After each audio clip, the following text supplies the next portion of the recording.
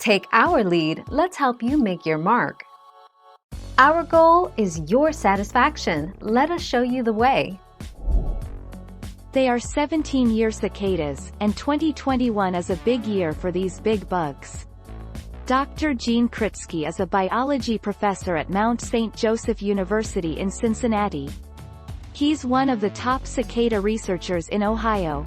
There will be annual cicadas everywhere, but if you want to see brood X, Roman numeral 10, head to Southwest Point 26 February 2021.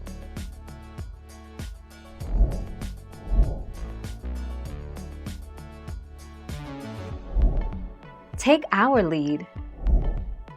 How are locust swarms dangerous? There have been no reports of locust swarms harming humans directly. However, they can harm humans indirectly as are capable of destroying the agricultural economy of a country. 28 May 2020. Thank you for watching. Please subscribe and hit the bell notification.